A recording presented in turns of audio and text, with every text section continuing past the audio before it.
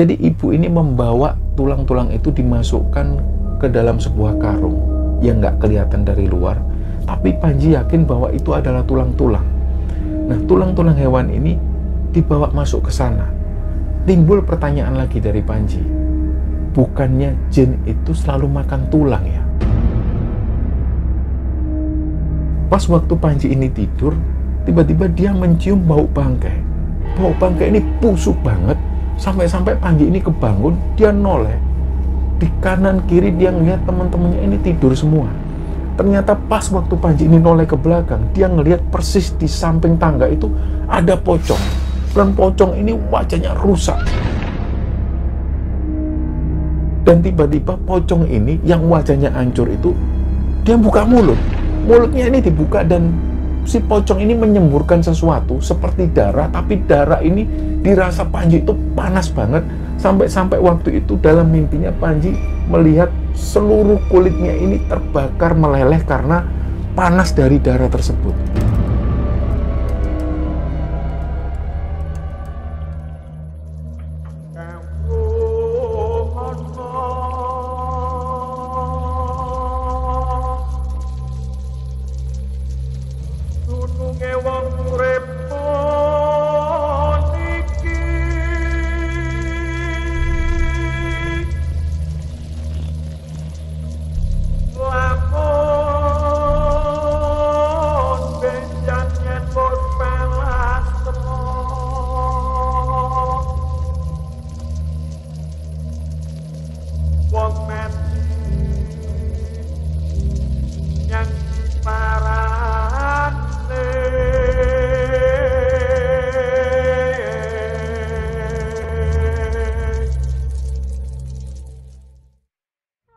Bismillahirrahmanirrahim. Assalamualaikum warahmatullahi wabarakatuh. Sobat Kembara Sunyi dimanapun berada, pada kesempatan kali ini kami akan menceritakan sebuah kisah yang dibagikan oleh Sobat Kembara yang bernama Panji. Sebelum kita masuk ke ceritanya, untuk teman-teman yang nonton tayangan ini dan belum subscribe, jangan lupa untuk subscribe lebih dulu agar channel Kembara Sunyi ini lebih berkembang lagi dan kami lebih bersemangat lagi dalam membuat konten terbaru di Kembara Sunyi. Dan untuk teman-teman yang telah mendukung kami sejauh ini, kami mengucapkan terima kasih banyak. Semoga amal kebaikan teman-teman dibalas kebaikan berlipat oleh Allah Subhanahu wa Ta'ala.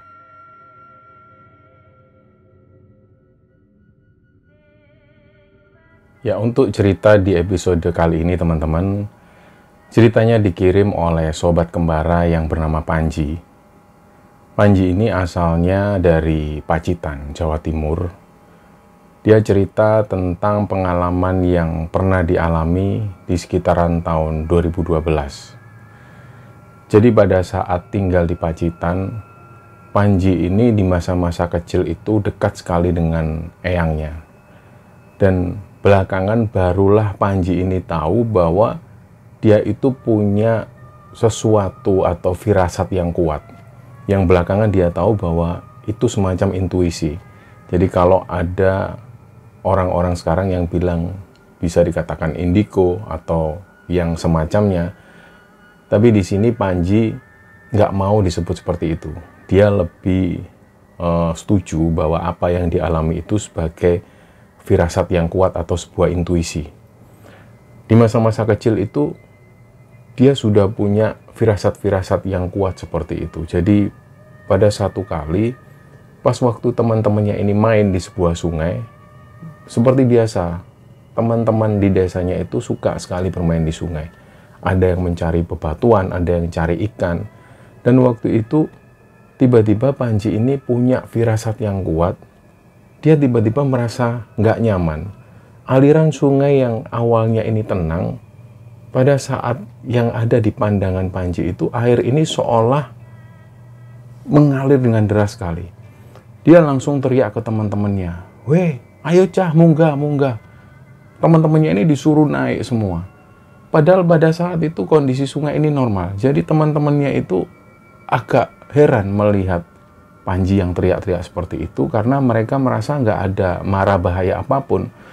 Tapi karena Panji itu teriak-teriak dengan histeris, akhirnya tinggallah dua orang yang ada di sungai itu. Panji ini turun, dia ngajak teman-teman yang ada dua orang itu untuk naik. Akhirnya dua orang ini yang terakhir naik, mereka pun akhirnya ikut naik. Dan ternyata 10 menit kemudian, pas waktu mereka jalan menuju ke rumah, tiba-tiba mereka itu dengar ada seperti semacam petir atau guntur. Mereka noleh dan ternyata mereka ini ngelihat ada banjir bandang. Padahal waktu itu tidak dalam kondisi hujan. Jadi tiba-tiba banjir ini datang dengan deras sekali dan mereka semua itu sampai kaget ngelihat pemandangan yang seperti itu. Akhirnya mereka memandang Panji itu dengan pandangan yang aneh. Loh Ji, kamu kok tahu Ji kalau mau ada banjir? Lah Panji sendiri bilang, aku sendiri juga nggak tahu. Ada perasaan yang kuat supaya kalian itu naik. Jadi waktu itu dia masih belum tahu ini perasaan apa. Nah, bertahun-tahun kemudian, singkat cerita, eyangnya Panji ini meninggal. Dan sebelum meninggal, eyangnya itu sempat bilang, Le, kamu itu punya kelebihan, tapi gunakan kelebihanmu ini untuk hal-hal yang baik. Jangan digunakan untuk hal-hal yang negatif. Piye carane Mbak? Panji tanya, gimana caranya? Dia bertanya-tanya, gimana caranya hal yang menurut eyangnya ini baik bisa digunakan hal kebaikan untuk Panji. Panji tanya, akhirnya eyangnya ini menjelaskan, yo, kamu itu yang penting sholat aja di masjid, ngaji yang rajin. Pesan eyangnya cuma seperti itu. Tapi Panji sendiri mengakui namanya anak-anak dan dia masih punya kesibukan-kesibukan selain belajar. Pada akhirnya hal itu pun ya sering kali diabaikan.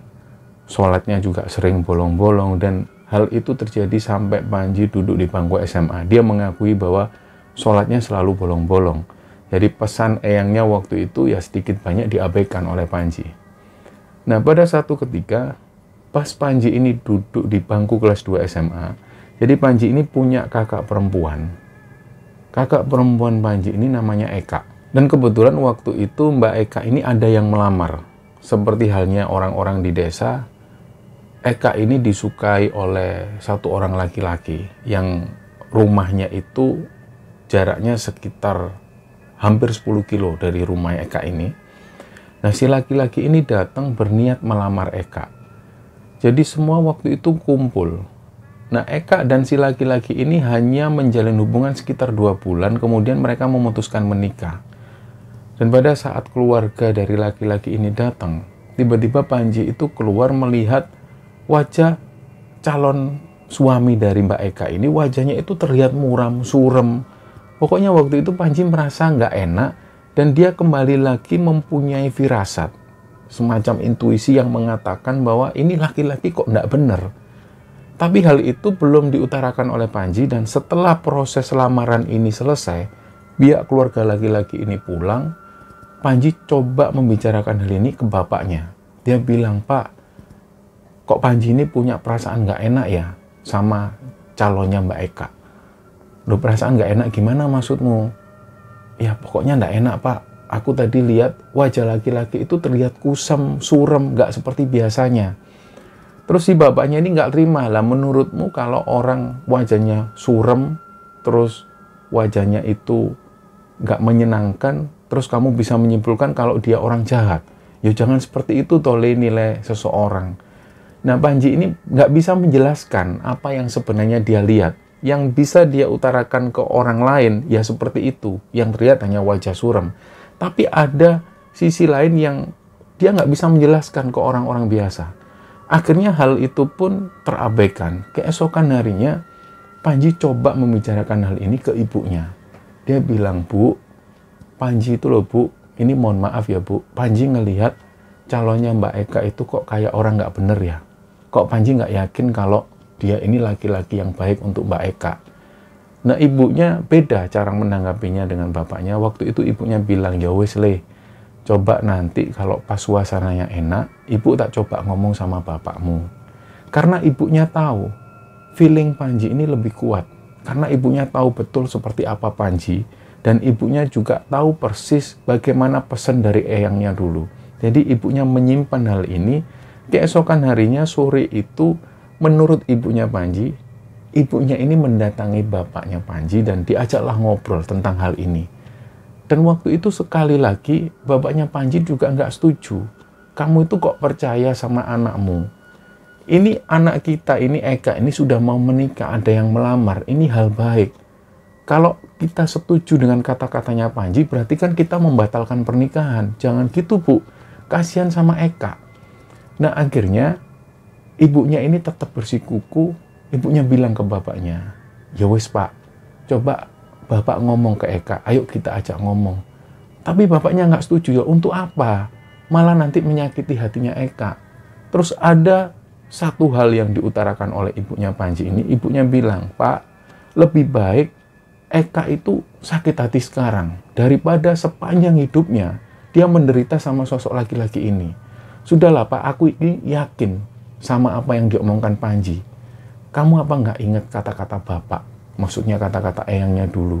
Bahwa Panji ini bukan anak sembarangan. Dia punya satu hal yang spesial dalam dirinya. Dan setelah ibunya ngomong seperti itu, akhirnya malam itu juga Eka ini dipanggil, Nduk, sini Nduk. Mereka duduk di ruang tamu, di sana ada bapaknya Panji, ada ibunya, ada Mbak Eka, dan di situ juga ada Panji.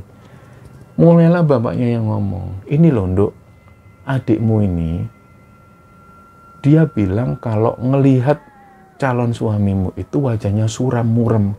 Adikmu ini nggak yakin kalau laki-laki ini akan bisa baik sama kamu.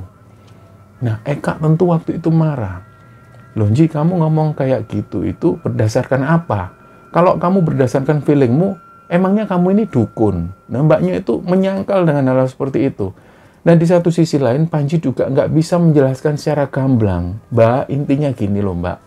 Aku itu punya sesuatu yang kuat dari dalam hatiku. Semacam firasat yang kuat yang mengatakan bahwa ini laki-laki ini nggak benar, Mbak. Sudahlah, Mbak. Kali ini aja Mbak percaya sama Panji. Nanti Mbak akan menyesal di kemudian hari kalau nggak percaya aku. Nah, pada saat itu, Mbak Eka ini tetap nggak mau dan pada akhirnya ibunya Panji ini coba menjelaskan secara pelan-pelan ke Mbak Eka. Begitupun juga bapaknya. Jadi kedua orang tua Eka akhirnya menjelaskan secara pelan-pelan ke Eka dan pada akhirnya mereka ini nggak menemukan titik temu. Yang terjadi adalah Eka ini marah. Dia masuk ke kamar dan nggak mau bicara dengan kedua orang tuanya dan juga Panji. Beberapa hari kemudian, orang tua Panji ini juga bingung. Ini gimana cara ngomongnya ke Eka? Karena lambat laun, bapaknya Panji ini juga kelihatannya setuju dengan apa yang dikatakan oleh Panji. Akhirnya bapaknya Panji ini manggil beberapa saudara-saudaranya. Kebetulan mereka tinggal berdekatan. Nggak jauh dari rumah Panji itu ada rumah om dan juga rumah tantenya Panji. Yang tidak lain adalah adik-adik dari bapaknya Panji. Dipanggillah mereka kumpul dan seperti digelar rapat keluarga di sana. Yang membuka omongan pertama kali adalah bapaknya Panji. Diutarakan dari awal dan tentu waktu itu om dan tantenya Panji ini juga mengatakan hal yang sama. Kenapa Panji kok kamu punya pikiran seperti itu? Apa memang feelingmu aja atau memang kamu dapat omongan dari orang lain atau memang kamu melihat sendiri ada kejadian buruk yang dilakukan oleh laki-laki ini? Ya Panji menjawab bahwa bukan, ini firasatku yang kuat om, tante. Setelah itu mereka ini nggak punya jawaban lain dan ada satu orang omnya Panji ini yang baru datang. Ketika salah satu omnya ini datang, beberapa dari mereka ini menceritakan lagi kronologisnya seperti apa dan akhirnya satu omnya Panji yang baru datang ini ngomong ke semua orang, wes gini aja, daripada bingung-bingung, Bu, jenengan sholat istiqoroh. Pak, jenengan sholat istiqoroh. Jadi beliau ini ngomong ke bapak dan ibunya Panji untuk disuruh sholat istiqoroh. Begitupun juga Eka ini. Eka suruh sholat istiqoroh. Dia harus bisa memilih dan menentukan dari sholat istiqoroh ini. Nanti jawabannya seperti apa, ada kekuatan hati yang menuntun si Eka ini. Yang mana yang benar. Nah akhirnya keesokan harinya, mereka ini melakukan sholat istiqoroh. Bapaknya sholat istiqoroh lebih dulu, mereka melakukan sholat di tempat yang berbeda-beda. Dan waktu itu Mbak Eka ini belum melaksanakan sholat istiqoroh. Dan setelah bapak ibunya Panji ini sholat istiqoroh, mereka masih belum mempunyai jawaban yang pasti. Artinya pada waktu itu belum ada kekuatan hati. Barulah pada saat adzan zuhur berkumandang, bapaknya itu tiba-tiba ngomong ke Panji, Ji, mesake mbakmu loh Ji, kasihan kakakmu kalau sampai nanti nikah sama laki-laki ini. Lah Panji juga kaget loh, bapak ini kenapa kok ngomong seperti ini tiba-tiba. Dan pada saat yang bersamaan, ibunya Panji itu tiba-tiba nangis dalam kamar. Dia nangis sesungguhan sampai yang ada di ruang tamu itu mendengar semua tangisan dari ibunya Panji ini. Datanglah mereka mendatangi ibunya Panji terus tanya, "Loh Bu, ibu ini kenapa kok nangis?" Gak tahu, ibu itu kepikiran Mbak Mule, kepikiran Mbak Eka. Kasihan mbakmu itu, ibu nggak membayangkan kalau rumah tangga mbakmu nanti itu akan berakhir tidak bahagia. Entah suaminya selingkuh, entah jahat, pokoknya ibu khawatir.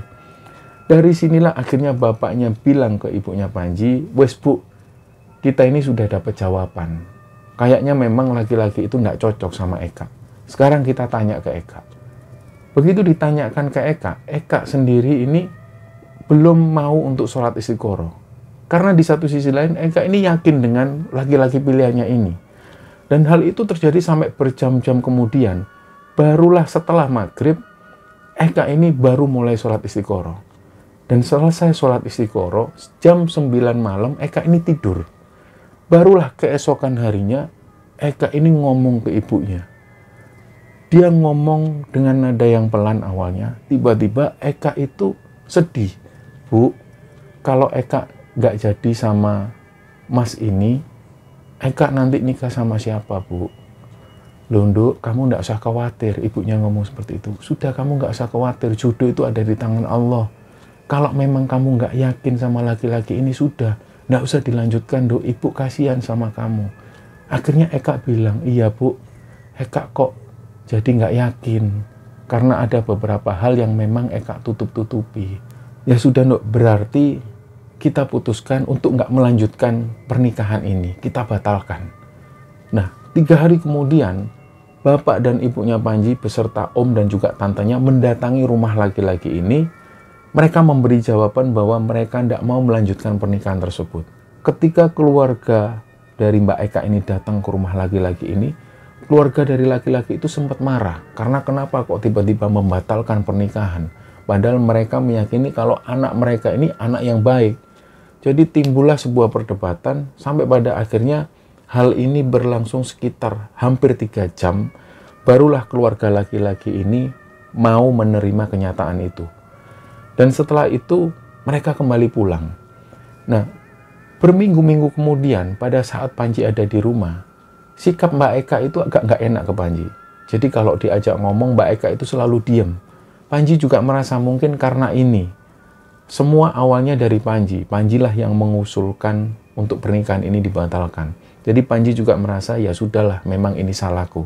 Tapi satu saat, ini akan terbukti bahwa laki-laki ini tidak benar, entah kapan. Jadi dalam hati Panji itu yakin, lihat nanti suatu saat akan terbukti siapa yang benar. Nah, singkat cerita Panji ini lulus SMA. Begitu lulus SMA, dia masih nganggur di rumah. Karena dia sudah nggak berniat untuk melanjutkan kemana-mana, nggak ada niat untuk kuliah juga, belum ada niat untuk bekerja, jadi dia hanya membantu kedua orang tuanya ke pasar. Nah, selama 3 bulan dia menganggur di rumah sambil membantu orang tuanya itu, datanglah 2 orang. Nah, 2 orang ini dikenal sebagai seorang makelar tanah. Jadi sudah banyak orang yang dilobi tanahnya untuk dibeli oleh makelar tanah tersebut. Dan pada saat itu, makelar tanah ini datang ke rumah Panji berencana untuk membeli beberapa ladang yang dimiliki oleh bapaknya Panji. Nah, waktu itu Panji kembali lagi punya firasat yang kuat bahwa ini orang nggak benar. Dia langsung bilang ke bapaknya, "Pak, sudah Pak, nggak usah dijual Pak ladangnya." Di depan 2 orang makelar tanah ini.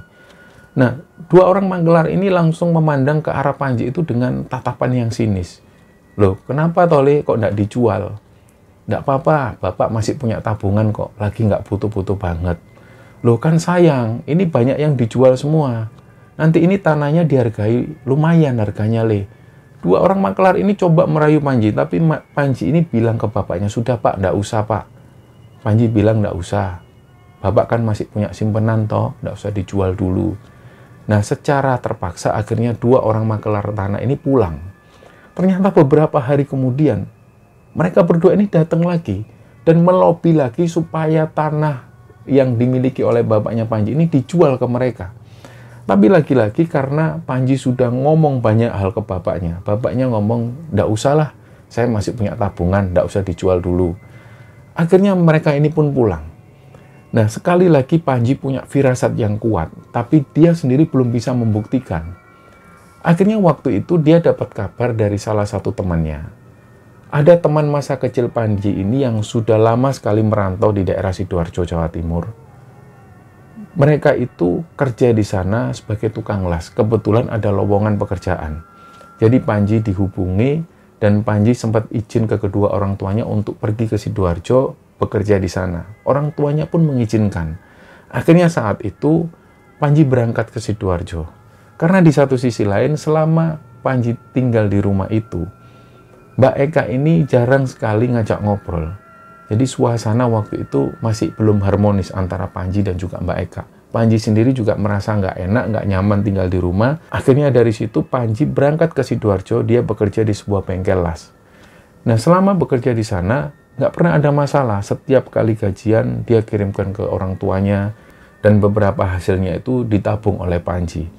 Jadi total kira-kira sekitar 6 bulanan Panji ini kerja di bengkel las tersebut, dan pada satu ketika, ada anak-anak Pacitan yang bekerja di Surabaya dan juga di Sidoarjo ini, mereka ketemuan di sebuah warung kopi.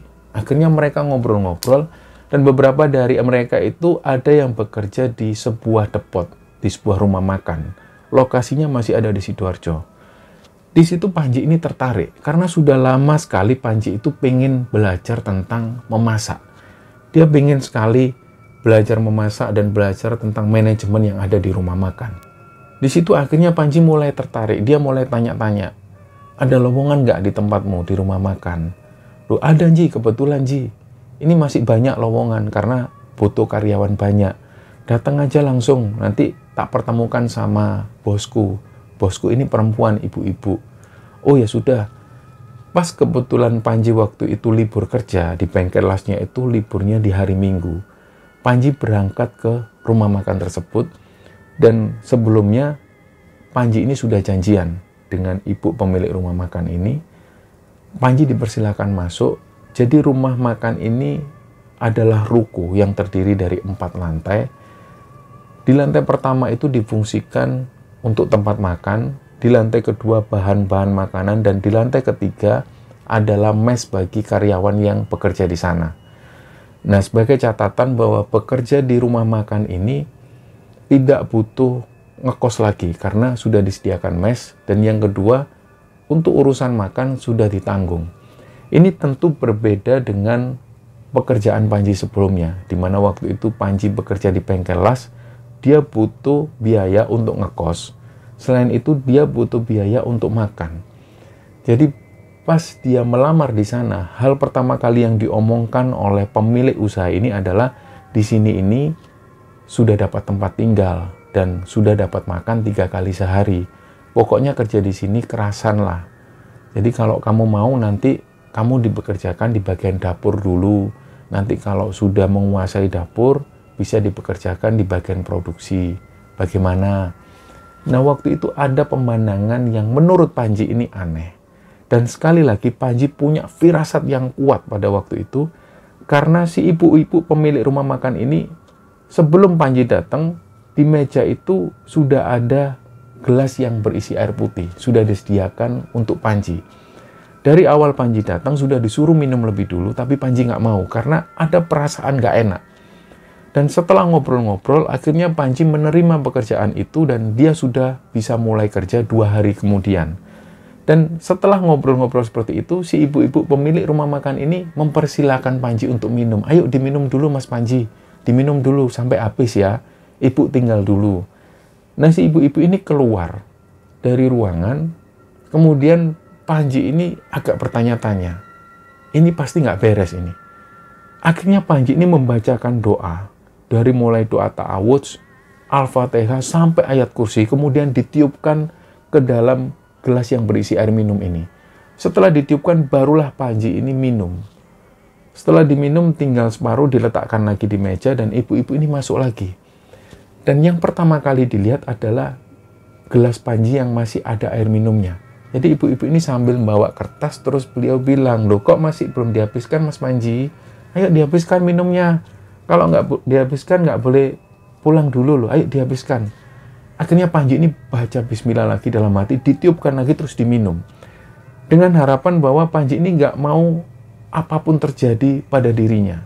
Karena dia sudah punya perasaan kuat bahwa air minum ini nggak beres. Bisa jadi air ini sebagai media untuk guna-guna. Jadi Panji punya perasaan kuat seperti itu. Setelah minum ini dihabiskan, Panji pun pamit pulang.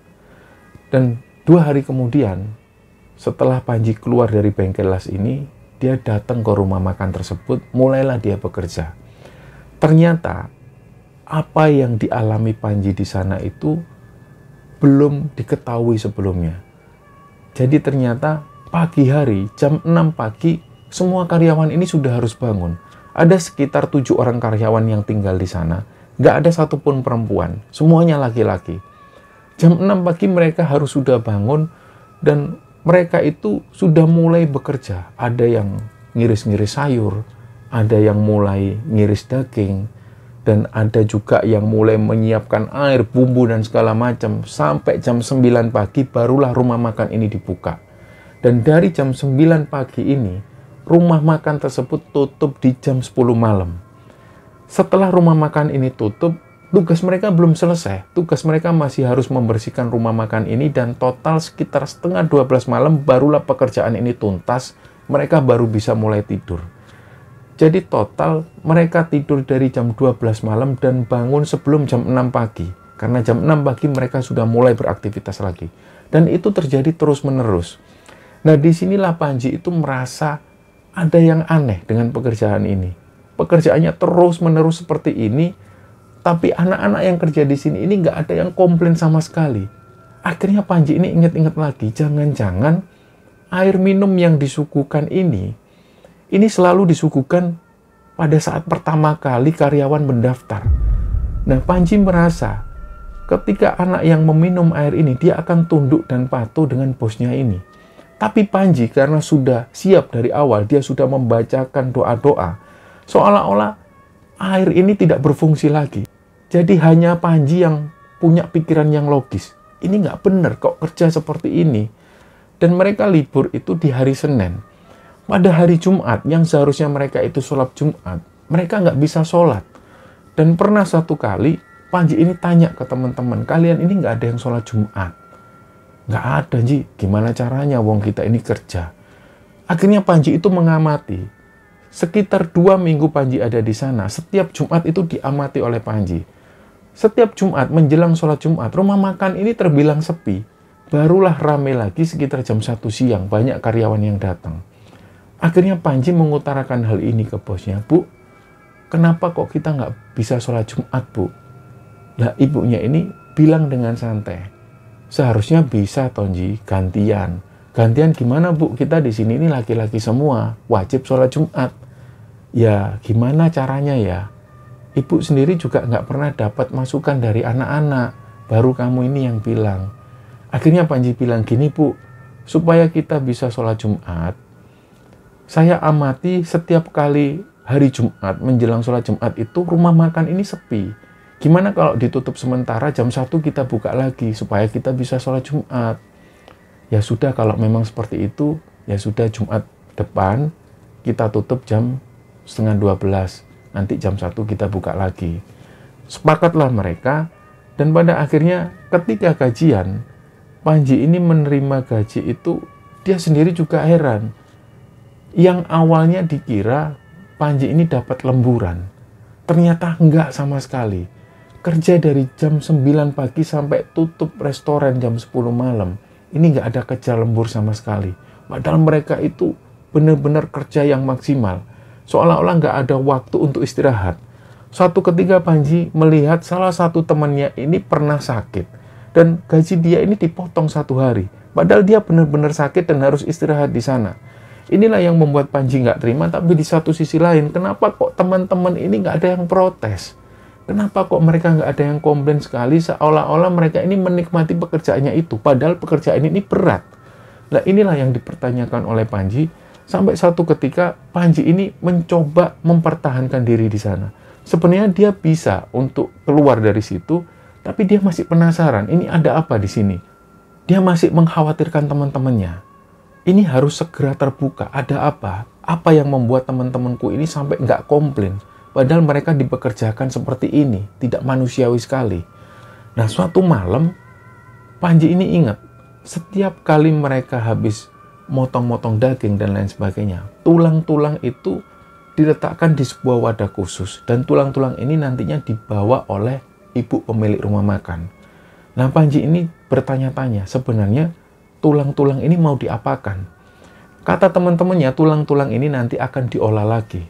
Tapi suatu malam, Panji ini melihat dengan mata kepala sendiri, ibu tersebut membawa tulang-tulang ini ke sebuah ruangan kosong yang ada di belakang di lantai 2. Di lantai 2 itu ada satu ruangan yang dibiarkan kosong dan tertutup, terkunci rapat. Jadi ibu ini membawa tulang-tulang itu dimasukkan ke dalam sebuah karung yang nggak kelihatan dari luar. Tapi Panji yakin bahwa itu adalah tulang-tulang. Nah, tulang-tulang hewan ini dibawa masuk ke sana. Timbul pertanyaan lagi dari Panji. Bukannya jin itu selalu makan tulang ya? Nah, mulailah terbesit pertanyaan besar. Ada apa di ruangan ini? Dia tanya ke teman-temannya, kalian tahu nggak itu ruangan apa? Nah, si teman-temannya ini jawab seolah mereka itu menjawab dengan kondisi linglung. Jadi, Panji semakin yakin bahwa ini teman-temannya sudah kena guna-guna. Sudah aneh dengan kondisi mereka ini, benar-benar aneh. Ketika Panji tanya, itu ruangan apa? Yaitu ruangannya ibu. Kok ruangan ibu kok kotor seperti itu, baunya nggak enak? Teman-temannya ini cuma menjawab, ya itu ruangannya ibu. Mana sih ada bau nggak enak? Nggak mungkin lah, masa ada bau nggak enak? Kalau ada bau nggak enak, kita sudah pasti bersih-bersih, mas. Bukan, mas, itu ruangannya ibu memang. Nah, mereka masih tetap ngotot seperti itu. Panji sendiri merasa ini ada yang aneh, ada yang nggak beres. Nah, malam selanjutnya, Panji sengaja untuk mencari celah supaya bisa melihat ada apa di dalam ruangan ini. Sekitar jam 2 dini hari, Panji bangun. Dia sengaja bangun, cuci muka, langsung menuju ke ruangan ini. Dilihat, apa ada celah yang bisa melihat ke dalam. Ternyata dilihat dari lubang kunci nggak bisa. Dan waktu itu ada lakban yang menutupi kaca, dan kebetulan lakban ini nggak tertutup rapat. Dibukalah oleh Panji, hanya terlihat sedikit, tapi bisa melihat ke arah dalam. Di dalam itu ada lampu 5 watt, dan lampu 5 watt itu diletakkan persis di samping lemari di bagian pojok. Dari cahaya inilah Panji bisa melihat sekeliling. Ternyata di situ memang benar, banyak sekali tulang-tulang hewan yang dibiarkan di sana, dan di situ Panji juga melihat ada semacam tulisan-tulisan yang ditempel di dinding. Karena waktu itu cahaya ini nggak terlalu terang, jadi Panji nggak bisa memastikan ini tulisan-tulisan apa. Yang jelas dinding ini banyak sekali tulisan-tulisan dan cenderung warnanya itu merah. Ketika diperhatikan lagi oleh Panji, Panji ini bertanya-tanya, jangan-jangan itu darah, kok warnanya merah seperti itu? Dia semakin penasaran, diambillah HP. HP ini ditempelkan dan dicoba zoom, di zoom supaya pandangannya itu lebih dekat. Dan ternyata benar, yang dilihat Panji ini semacam darah yang menetes dan ditulis seperti semacam tulisan-tulisan yang nggak jelas ini tulisan apa. Setelah itu difoto oleh Panji dan kemudian dia melanjutkan tidur. Nah, setelah hal itu, Panji ini mengalami teror-teror yang dia sendiri ini nggak tahu teror ini berasal dari mana. Awalnya dia itu didatengin sosok pocong. Pas waktu Panji ini tidur, tiba-tiba dia mencium bau bangkai. Bau bangkai ini busuk banget, sampai-sampai Panji ini kebangun, dia noleh. Di kanan kiri dia ngeliat teman-temannya ini tidur semua. Ternyata pas waktu Panji ini noleh ke belakang, dia ngelihat persis di samping tangga itu ada pocong. Dan pocong ini wajahnya rusak. Dia sampai waktu itu nggak bisa gerak. Saking kakunya Panji ini, sampai dia itu nggak bisa manggil teman-temannya. Dia benar-benar tertegun waktu itu, nggak bisa gerak sama sekali. Kejadian itu sekitar beberapa detik dan kemudian pocong ini menghilang. Nah, dia pun akhirnya melanjutkan tidur. Ternyata pas waktu Panji ini tidur, dia mimpi lagi ketemu pocong yang sama. Tapi pocong ini lebih dekat ke arah Panji Dan tiba-tiba pocong ini yang wajahnya hancur itu, dia buka mulut. Mulutnya ini dibuka dan si pocong ini menyemburkan sesuatu seperti darah, tapi darah ini dirasa Panji itu panas banget. Sampai-sampai waktu itu dalam mimpinya Panji melihat seluruh kulitnya ini terbakar meleleh karena panas dari darah tersebut. Disitulah akhirnya Panji sempat kejang-kejang dan akhirnya dia kebangun. Nah, pas waktu bangun inilah dia nggak bisa melanjutkan tidurnya lagi. Sekitar jam 6 pagi dia bangun melakukan aktivitas seperti biasa. Dan hal itu terjadi terus-menerus. Jadi seolah-olah Panji ini benar-benar diteror. Akhirnya Panji ini berpikir, semenjak dia ngintip ke ruangan itu, gangguan-gangguan ini terjadi. Teror-teror ini mulai menimpa dirinya. Nah, karena semakin penasaran, Panji sudah berniat untuk melawan makhluk-makhluk ini. Malam selanjutnya, sekitar jam 1:30 dini hari, dia bangun. Dia niatkan untuk ngeliat lagi ke dalam ruangan tersebut. Begitu Panji buka lakban ini, dia lihat lampu itu masih menyala. Kondisinya masih sama persis, banyak tulang-tulang yang berserakan di sana. Dan begitu Panji ini ngintip, tiba-tiba sekelebatan ada bayangan putih ini yang lewat. Disitulah Panji ini kaget, dia baca ayat kursi. Nah, dia akhirnya kembali lagi ke teman-temannya, dibangunkanlah teman-temannya. Bangun. Waktu itu teman-temannya ini seolah terbius, nggak ada satupun yang bisa dibangunkan oleh Panji.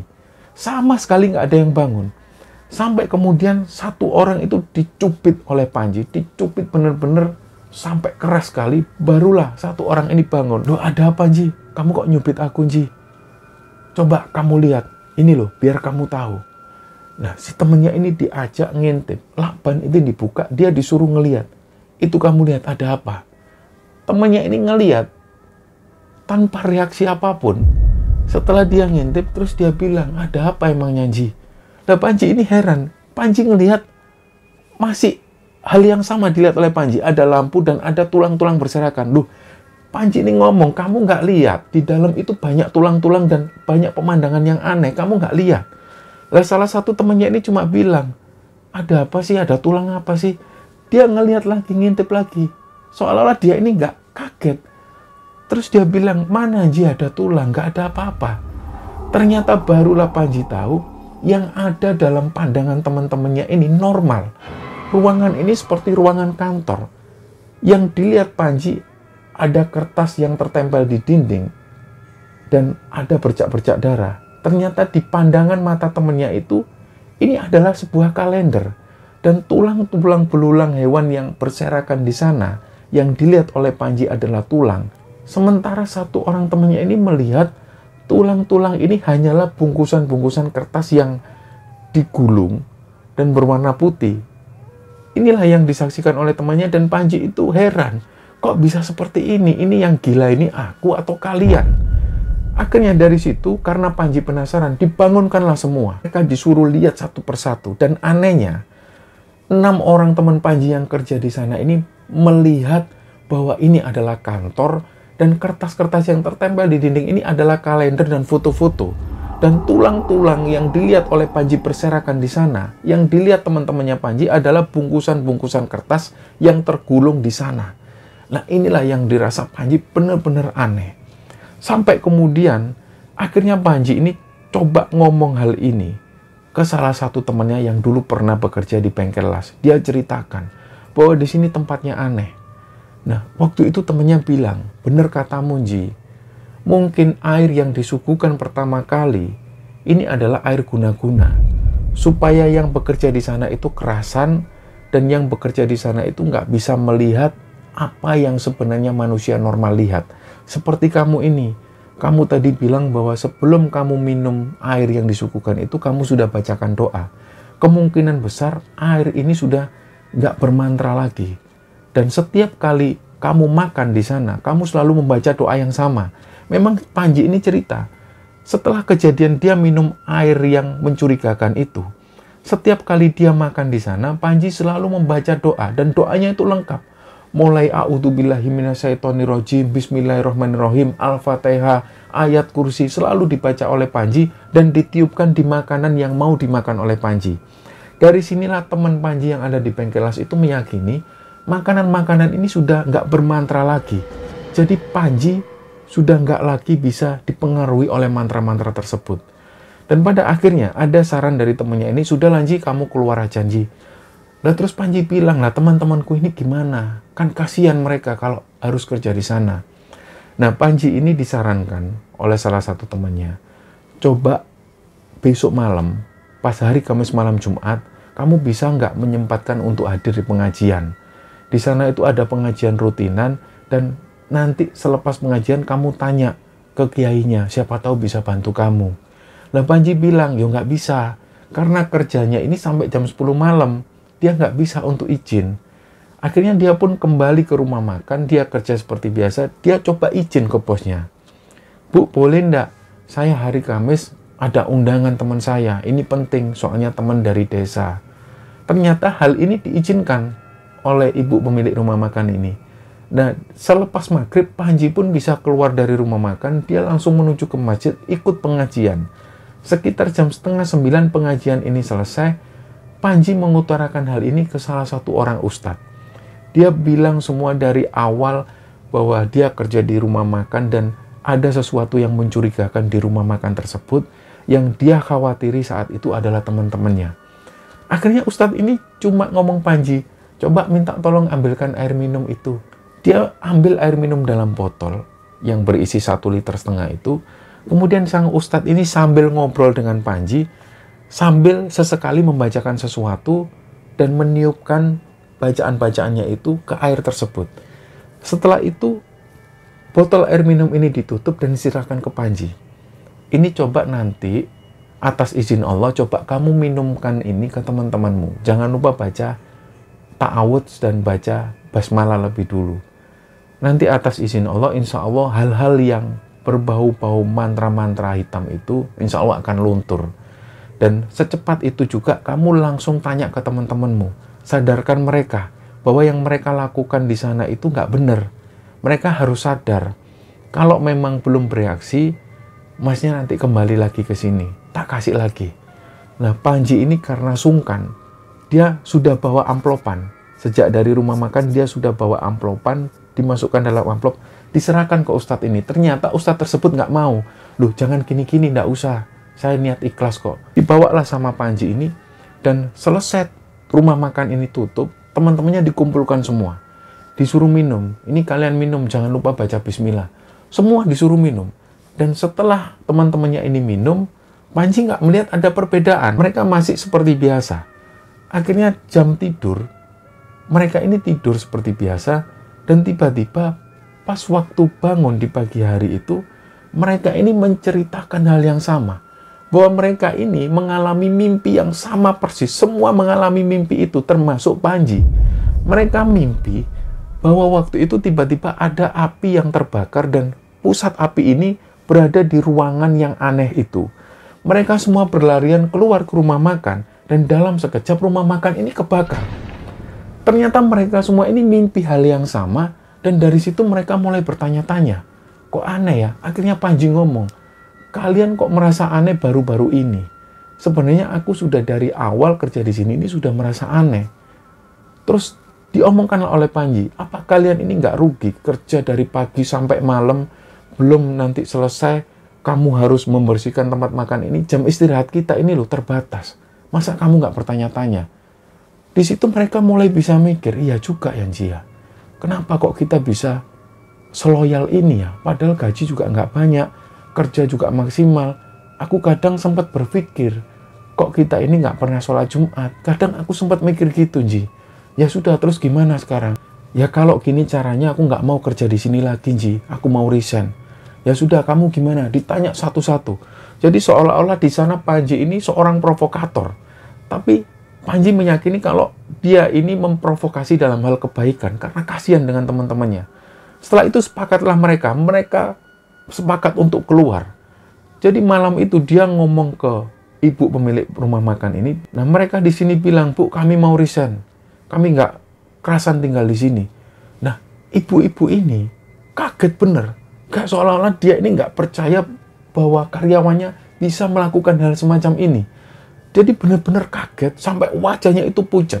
Dan Panji langsung menyelipkan omongan di sana. Bu, kami sudah tahu apa yang ibu lakukan. Sudah, kami resign. Sekarang serahkan gaji kami yang terakhir. Nah, ditagih sama Panji. Waktu itu ibu ini sampai gemetaran tangannya. Panji bisa melihat tangan ibu-ibu ini gemetaran, dia buka laci dan langsung ngitung uang kekurangannya itu diserahkan ke anak-anak ini. Dari situ juga mereka berkemas-kemas dan keluar dari rumah makan itu. Nah, sampai cerita ini diturunkan, Panji sendiri nggak tahu rumah makan ini seperti apa jadinya.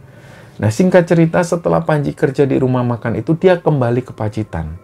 Selama tinggal di Pacitan, dia masih belum tahu dia mau kerja apa. Jadi dia masih membantu orang tuanya di rumah, dan sekitar hampir 6 bulan ada di rumah, barulah Panji ini dapat kabar. Ada teman dari teman kakaknya Mbak Eka ini yang cerita bahwa laki-laki dulu yang pernah mau melamar Mbak Eka ini ternyata sudah menikah dengan salah satu temannya. Nah, pada perjalanannya, rumah tangga mereka itu ternyata berantakan. Sang laki-laki ini sering main tangan, sampai puncak-puncaknya si perempuan ini melaporkan sosok laki-laki tersebut ke polisi. Pada akhirnya laki-laki ini pun terpaksa harus mendekam di bui. Nah, ada juga cerita yang beredar bahwa pada saat laki-laki ini marah, sempat anaknya yang masih 8 bulan umurnya itu pernah mau dibanting. Sampai-sampai semua tetangga ini keluar dan akhirnya memukuli laki-laki ini. Nah, inilah yang terjadi. Sampai pada akhirnya Mbak Eka ini pun minta maaf ke Panji. Ji, bener omonganmu, Ji. Semua yang kamu katakan itu bener. Panji cuma bilang, ya wis Mbak, alhamdulillah kalau memang terbukti. Aku itu memang punya firasat kuat, Mbak. Aku juga sayang sama kamu, Mbak. Aku nggak mau mbakku itu nanti rumah tangganya berantakan. Nah, dari situlah akhirnya Panji lega. Satu hal yang dulu pernah diyakini Panji akhirnya terbukti kebenarannya. Dan ternyata 3 bulan kemudian ada kasus di desa tersebut bahwa banyak sekali warga ini yang tertipu. Dan ketika Panji ini mencari informasi, orang-orang yang tertipu ini adalah orang-orang yang dulu pernah mau menjual tanah mereka pada 2 orang makelar ini. Sebelum tanah ini dijual, 2 orang makelar tanah ini sudah minta uang lebih dulu. Alasan mereka, uang ini digunakan untuk mengukur tanah. Terus sekali waktu mereka juga bilang untuk pengurusan notaris, pajak, dan lain sebagainya. Total masing-masing keluarga ini tertipu hampir sekitar 10-20 jutaan. Disinilah untuk kesekian kalinya, intuisi atau firasat Panji ini benar dan terbukti. Nah, mulai saat itu Panji pun mulai terbiasa. Ketika dia punya firasat yang kuat, kadang-kadang dia bicarakan hal ini, dia florkan, tapi kadang-kadang dia simpan sendiri. Nah, cerita inilah teman-teman yang dibagikan oleh Panji kepada Kembara Sunyi, dan semoga kisah ini bisa kita ambil hikmah dan bisa kita ambil pelajaran di dalamnya. Mohon maaf kalau ada salah-salah kata. Wassalamualaikum warahmatullahi wabarakatuh.